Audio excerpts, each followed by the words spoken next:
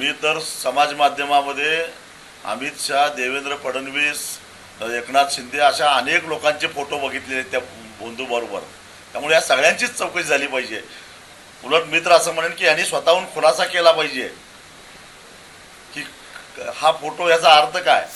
Captain नाशिकमध्ये captain Ashok Kharat यांच्यावर आरोप करण्यात आले. त्यांच्या पार्श्वभूमीवर रुपाली चाकणकर यांना राजीनामा द्यावा लागला. याकडे कसं पाहता?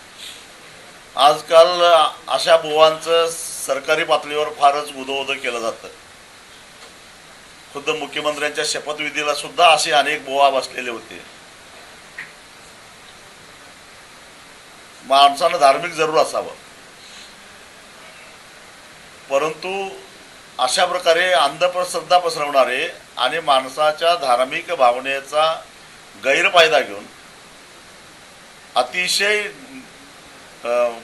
किळसवाण्या पद्धतीनं महिलांचं लैंगिक शोषण करणारे हे जे काय बुवा आहेत आणि त्यांच्या पाठीमागे असणारे हे जे राजकीय नेते आहेत, त्याचबरोबर प्रशासनातलेही सुद्धा अनेक दिग्गज त्याच्यामध्ये आहेत, त्या सगळ्यांची चौकशी झाली पाहिजे. 200 कोटीची मालमत्ता या बुवाकडे येतेच कुठून, आणि त्याचे पाय काय धुवून पितात, काय काय हे सगळं आम्ही बघितलेलं आहे.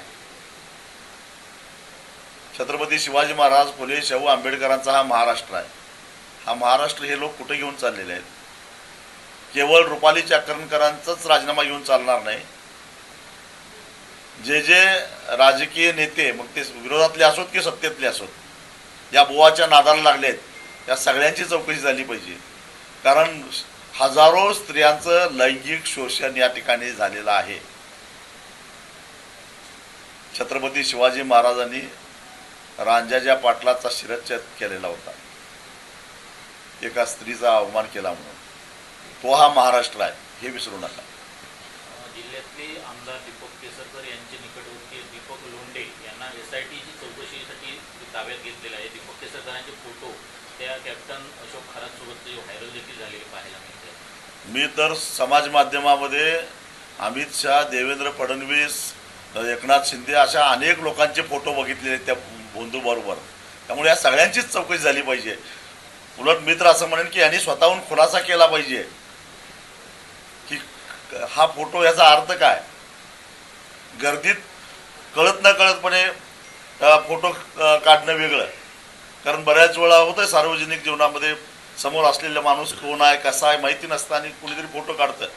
परंतु एखाद्या कार्यक्रमाच्या निमित्तानं, एखाद्या विशेष कार्यक्रमाच्या निमित्तानं जेव्हा आपण अशा बंधूबरोबर बसतो, त्यावेळी तो कोण आहे आणि त्याला ज्या पद्धतीनं सन्मान मिळतो हे अत्यंत गंभीर आहे. आणि त्याचाच गैरफायदा घेऊन हे लोक दिनदुबळ्या स्त्रियांचं शोषण करत असतात, त्यांना भीती घालत असतात, त्यांना कायद्याचा धाक राहत नाही. आणि त्यामुळे याची सखोल चौकशी झाली पाहिजे. तुम्ही ज्या नेत्यांची नावं घेतली त्या नेत्यांची चौकशी होईल असं वाटतं का? कारण ते सगळे मोठे नेते आहेत. नाही झाली तर जनतेनं याचा जाब विचारला पाहिजे. अरे आपल्या आया बहिणीच्या आबरूला काही किंमत आहे का नाही? आपण त्याच्यावर काय बोलणार आहोत का नाही? किती दिवस हे तोंड मिटून सहन करायचं, याचा विचार प्रत्येक सामान्य माणसानं सुद्धा विचार केला पाहिजे.